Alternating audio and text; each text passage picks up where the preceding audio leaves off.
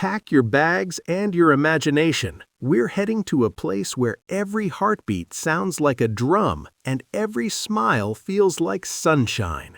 Welcome to Ghana, a land shaped by golden kingdoms, hidden waterfalls, and flavors so iconic that jollof rice debates can last for days. Here, music isn't just heard, it's felt, and festivals burst into life with color, dance, and fire. As the sun sets, the sky melts into shades of gold, turning ordinary moments unforgettable. Think you know Africa? Think again. Ghana isn't just a country, it's a living heartbeat you'll never forget once you experience it. Number 15. Ghana, a symbol of freedom and hope for Africa. When you think of freedom and resilience in Africa, one name stands tall: Ghana. Perched proudly on the Atlantic coast of West Africa, Ghana shines like a gem, not just for its geography, but for what it represents. It's the land where the Greenwich Meridian, the zero line of longitude, passes, a powerful symbol of balance between East and West. But Ghana is far more than just a spot on the map. Its tropical climate dances between two seasons, a gentle, life-giving wet season and the dry months when the harmattan winds sweep down from the Sahara, cloaking the land in sand and mystery. Each season adds a unique rhythm to the land's character. But the real soul of Ghana lies in its people. Home to over 33 million citizens, most of them youth, Ghana pulses with energy, ambition, and potential. Over 100 ethnic groups call this country home, weaving a rich cultural tapestry where English serves as a unifying thread. And then there's the flag, a powerful symbol of pride. Red, for the blood of heroes who fought for freedom. Gold, for the wealth beneath the soil. Green, for the lush forests that breathe life into the land. At its center, a black star, the guiding light, a tribute to Ghana becoming the first sub-Saharan African nation to gain independence in 1957. That star lit the path for liberation movements across Africa. Number 14. Ghanaian women gracefully carrying the world. In the lively streets of Accra, or the colorful chaos of rural markets, there's a sight that will stop you in your tracks. Ghanaian women balancing the world on their heads. With effortless grace, they carry everything from baskets of tropical fruits and trays of warm bread to towering loads of market goods, all perfectly balanced, no hands needed. But don't let the ease fool you. This is not just a skill, it's an art, passed down through generations. Their secret? A simple, beautiful headscarf, not just for style, but to cushion the weight and keep everything steady. Watch closely and you'll see something remarkable. They walk like royalty, light on their feet, chatting with neighbors, smiling with warmth, as if they weren't balancing 40 pounds of coconuts. These women aren't just carrying goods, they're carrying tradition, strength, and pride. They embody a spirit of resilience, balancing the burdens of daily life with dignity and grace. Number 13. The man with 100 wives, legend or legacy. In northern Ghana, where cultural traditions run deep, polygamy is more than a practice. It's part of the social fabric. Here, a man's status isn't just measured by wealth or land, but by his ability to care for many wives and children, a reflection of strength, leadership, and divine blessing. But one man took this tradition to an entirely new level. Meet Mr. Kanu Adai, a man whose story has stunned people around the globe. It's said he married over 100 wives and fathered hundreds of children, creating a living legend woven from tradition, faith, and sheer willpower. Each wife wasn't just a spouse, but a pillar in what became a vast, organized family kingdom. Responsibilities were shared, some cooked, others cared for children, and many worked the land. It was a rotating system, as efficient as a machine and as structured as a small nation. So how did he maintain harmony in such a massive household? Mr. Kanu Adai once explained simply, "The gods gave me the mission and the strength to love and protect them all." When he stepped out with his family, the sight was said to resemble an ancient emperor, surrounded by his wives and a sea of children. But of course, peace wasn't guaranteed. Disputes and rivalries naturally arose, yet Mr. Adai's calm demeanor and mediation skills reportedly kept things from falling apart. Number 12. Welcoming the New Year.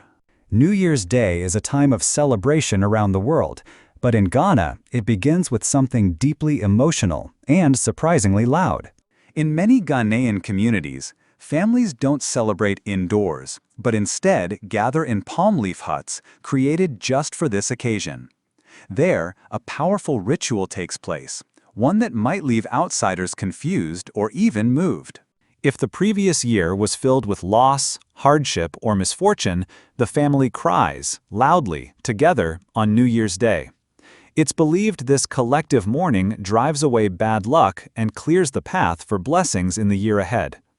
But if the old year was good, then the tone shifts. Laughter, dancing, and joyful noise fill the air as the family celebrates their good fortune and gives thanks. This emotional start to the year sets a powerful tone, blending reflection with hope. So if you're in Ghana on January 1st, don't be surprised if the streets are filled with the sound of weeping instead of fireworks. There's more. In coastal areas like Osu and Accra, there's a sacred New Year's silence.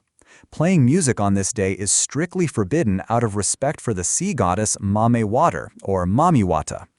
Locals believe that loud music may anger her and bring disaster to fishing communities. A belief so strong the ban can last until May. And of course, no New Year celebration in Ghana is complete without food. Dishes like fried rooster and a vibrant spinach and tuna salad are served with pride. Number 11, a sacred rite, coming of age in the Krobo tribe. In the lush eastern region of Ghana, where emerald mountains meet winds that whisper stories of centuries past, a powerful and beautiful ritual takes place, one that marks the end of childhood and the beginning of womanhood. This is Dipo, the traditional coming-of-age ceremony of the Krobo people. More than a festival, it's a sacred journey, a rite of passage that transforms girls into women with dignity, grace, and ancestral pride. As dawn breaks, the ritual begins. Young girls kneel by a sacred stream. There, their hair is shaved, symbolizing purification, a gentle farewell to childhood. This cleansing act prepares them for the path ahead, both spiritually and physically. Then comes the adornment. Dressed in radiant traditional garments, the girls wear layers of colorful beads that sparkle in the sunlight. Each bead believed to carry stories of the tribe's ancestors, culture, and legacy. Over the days that follow, they face ritual tests, balancing water-filled gourds on their heads without spilling, walking barefoot near fire, and performing sacred dances. These are not mere performances. They teach the girls courage, discipline, and resilience, the virtues every woman must possess. As the final night falls and drums echo through the village, the girls step into the center, glowing in their finest regalia. They dance, a celebration of identity, strength, and transformation. Around them, the entire community gathers in joy and reverence, offering prayers and blessings. Number 10. Ghana, a land of gold, a struggle for survival. Ghana is known as the Gold Coast, a land shimmering with one of the world's most sought-after treasures. In 2023 alone, Ghana produced nearly 4 million ounces of gold, making it one of Africa's top producers. But beneath the glitter of gold lies a stark paradox. In a country so rich in resources, how is it that over 23% of the population still lives below the poverty line? And in Ghana's northern rural regions, the numbers are even more heartbreaking, with poverty rates nearing 50%. Gold mines dot the landscape like veins of light, and thousands of hard-working miners dig with unyielding hope.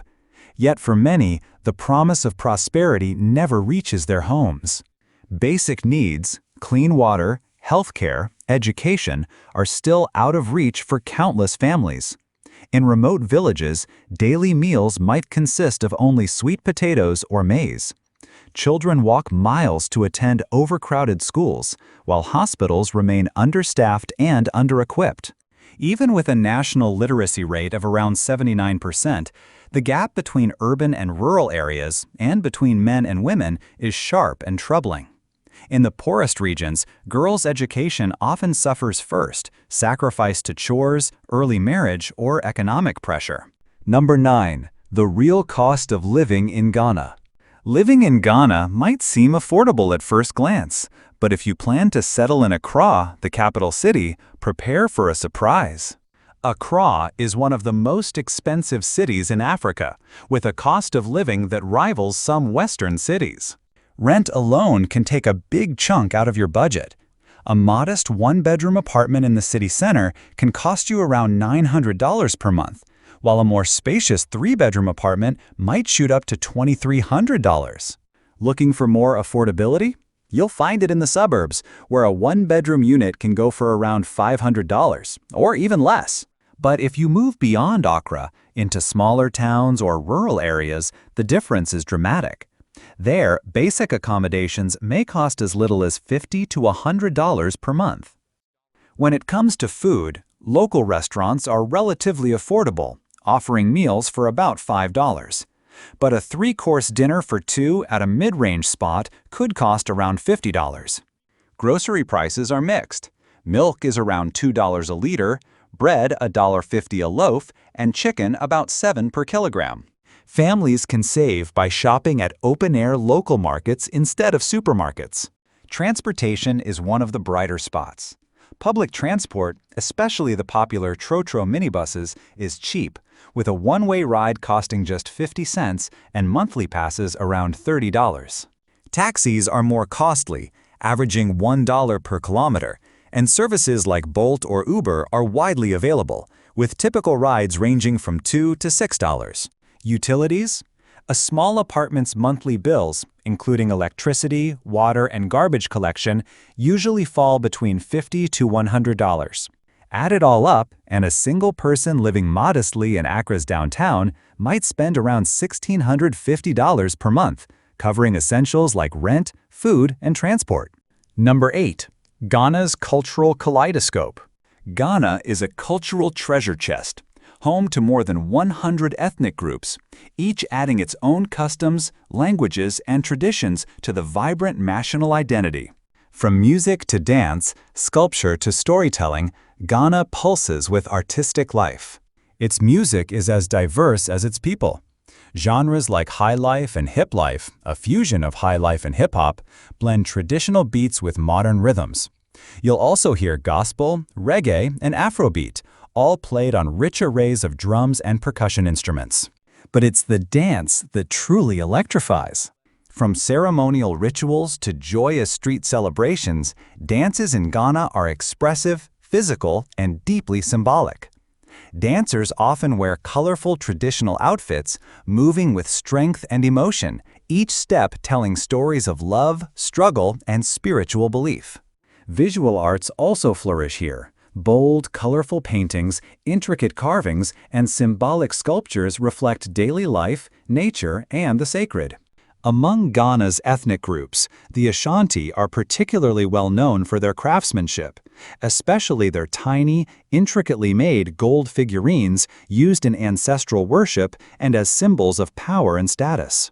Yet not all cultural traditions are embraced equally. One controversial custom is trokosi, a traditional shrine servitude system still practiced in some communities. In this ritual, young girls are sent to live in shrines to atone for family sins, a practice widely condemned as a violation of human rights. The Ghanaian government has taken steps to restrict and abolish this practice, but its historical and social roots make it a deeply complex issue. Number 7. Ghana's natural wonders. Ghana isn't just a cultural gem, it's also a land of breathtaking natural beauty. One of its most iconic landmarks is Lake Volta, the largest man-made lake in the world by surface area.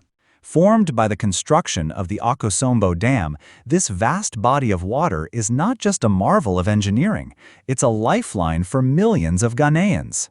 Traditional wooden boats glide quietly across its surface, ferrying fish and goods, connecting communities, and supporting local trade. Lake Volta provides water for irrigation, hydroelectric power, and economic opportunities through tourism. It's also a powerful symbol of unity, sacrifice, and resilience, especially for the communities who were displaced to make way for the dam's construction. In the Bono East region, you'll find another of Ghana's natural treasures, Kintampo Falls. These cascading waterfalls are more than a scenic attraction. They are seen as spiritually sacred. Number 6. Africa's cocoa powerhouse. When it comes to cocoa, Ghana is a global force. The country consistently ranks as the second largest cocoa producer in the world, just behind Ivory Coast. Cocoa contributes a massive 25.5% of Ghana's total export earnings. It's the heartbeat of the agricultural economy. The industry directly supports around 800,000 farming households, and many more workers across transportation, trade, and processing. Ghanaian cocoa is prized for its rich, distinctive flavor, a favorite among premium chocolate makers worldwide. What's remarkable is that most of the cocoa comes from small, family-run farms, often using traditional and increasingly sustainable methods. While much of the crop is exported to countries like the US, Canada, Germany, France, China, and Brazil, a portion stays within Ghana. Locally, cocoa is transformed into powder, butter, chocolate, and other sweets found in both homes and markets. Cocoa is more than a commodity here. It's a source of pride, identity, and stability for Ghana's economy and its people. Number 5. A flavorful and vibrant cuisine. Ghana's culinary scene is a feast for the senses. Bold, hearty, colorful, and full of stories. Let's start with Ator, also known as Oto, a dish made from mashed yam or plantain, topped with boiled eggs and roasted groundnuts. It's a classic comfort food, simple, satisfying, and rich in tradition. Then there's banku, a fermented mix of corn and cassava dough. Cooked to a smooth, doughy consistency, it's usually served with grilled tilapia or rich pepper sauces. Banku and tilapia is a must-try combo, a true Ghanaian staple. Next is kantamira stew, made from cocoyam or taro leaves. Often cooked with dried or salted fish, this nutritious green stew is usually served with boiled eggs, sweet potatoes, or plantains. It's both earthy and flavorful. Craving a spicy snack? Try kelewele, diced ripe plantains marinated in chili, ginger, garlic, and fried to golden crispiness. Found all over Accra, it's a street food favorite that hooks you from the first bite. Number 4. Panafest, where African culture shines. Held every 2 years in July or August, Panafest, short for the Pan-African Festival, is one of the most powerful cultural celebrations in Ghana and across Africa.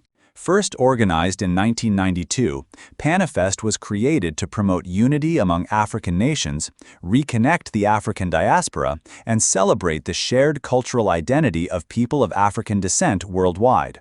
The event is a spectacular mix of music, poetry, storytelling, dance, and drumming, each performance carrying centuries of history and tradition.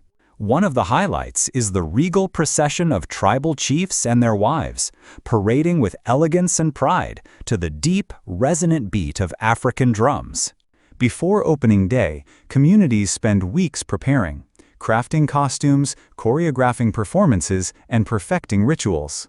And once the ceremonies begin, the atmosphere comes alive with color, rhythm, and spiritual energy, drawing visitors from all over the world. From powerful ancestral tributes to electrifying dances, Panafest is where African pride takes the spotlight and history meets celebration. Number 3. Ghana's matriarchal traditions. Among Ghana's many unique societal structures, one that stands out is its matrilineal heritage, especially among the Akan people. In these communities, lineage and inheritance are traced through the mother's side, a tradition that shapes leadership, succession, and property rights. For instance, even though a king may reign, his successor is not his own son, but rather his sister's son. It's a fascinating balance. Men often hold power, but that power is passed down through women. This cultural structure reflects Ghana's deep respect for maternal lineage, emphasizing that a family's future is anchored in its women. Number 2. A nation of many languages. Ghana is a country rich in linguistic diversity. Two of the most widely spoken local languages are Twi, predominantly used by the Ashanti people in the central and southern regions, and Dagbani, spoken in the north. These languages, passed down orally through generations, are deeply rooted in Ghana's history, storytelling, and social traditions. Today, English serves as the official language, a legacy of colonial history, and functions as a bridge between Ghana's many ethnic groups. It's used widely in education, government, and business, with roughly half the population able to communicate in it. Interestingly, while Ghana is surrounded by French-speaking neighbors like Côte d'Ivoire, Togo, and Burkina Faso, none of its bordering countries use English as a primary language. This gives Ghana a unique linguistic identity within West Africa. Number 1. Naming traditions based on day of birth. One of the most beautiful and meaningful traditions in Ghana, especially among the Akan people, is naming children based on the day of the week they were born. These names are more than labels. They are believed to reflect a child's personality, spiritual energy, and life path. For example, a boy born on Friday may be named Kofi, and a girl born on the same day, Afua. Saturday births might yield names like Kwame for boys or Ama for girls, symbolizing strength and reliability. And Sunday-born children might be called Kwasi or Akosua, names that convey charm and adaptability.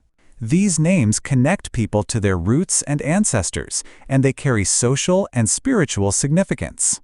Just asking someone, "What day were you born?" can spark a meaningful conversation, a reminder of the strong community ties woven into Ghanaian culture. Even globally, this tradition is recognized. Just think of Kofi Annan, the former UN Secretary General, whose name told a story of his origins before he even spoke a word. So there you have it, 15 fascinating facts about Ghana, a country rich in culture, history, and heart. From sacred waterfalls to cocoa farms, from traditional stews to spiritual naming customs, Ghana's identity is as vibrant as it is inspiring. If you enjoyed the journey, don't forget to like, share, and follow for more videos just like this one. And remember, this video is for reference only. Please do your own research before making any travel or cultural decisions. Thanks for watching, and see you in the next one.